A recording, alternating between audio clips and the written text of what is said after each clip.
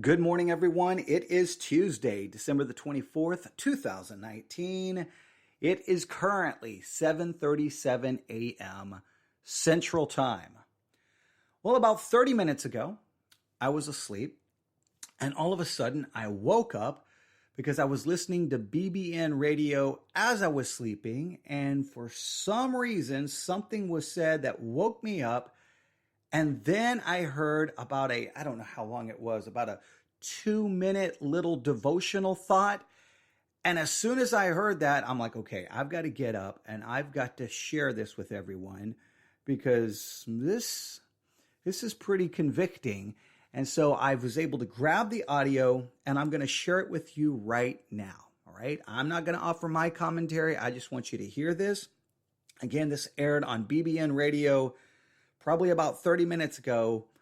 And, well, obviously I jumped up immediately, hooked up the microphone, and I'm ready to share it. Now, sadly, the only way I can play this audio is I've got to play the audio on my iPad and hold it up to the microphone.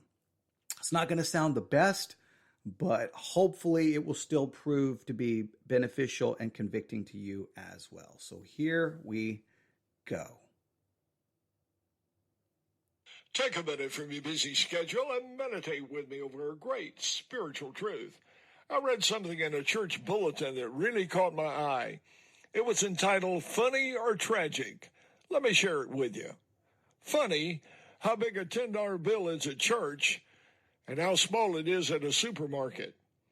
Funny, how an hour spent in worship is so long, but an hour spent in playing golf, fishing, or shopping is so short. Funny how we applaud if a ball game goes into overtime, but complain if the worship service is long. Funny how hard it is to read a chapter in the Bible, but how easy it is to read the Sunday paper. Funny how people fight to get front seats at ball games and back seats in churches. Funny how parents are so concerned with children's school lessons and unconcerned about Bible lessons. Funny how everyone wants to go to heaven provided you don't have to believe in anything or do anything. Yes, all this would be funny if it wasn't so tragic. Apathy is rampant in America, even among Christians.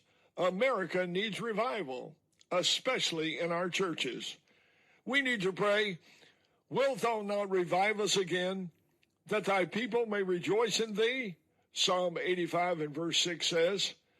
A.W. Tozer was probably right when he said, quote, if the Holy Spirit suddenly left, 95% of our churches would continue on like nothing had happened, end of quotation. Friend, that's not funny. That's tragic. This is Brian Nelson closing with a word from the Psalms. Selah. Meditate on this. That concludes the online feature. By the way, BBN is on social media. Connect with us on Facebook and Twitter. Well, there you have it.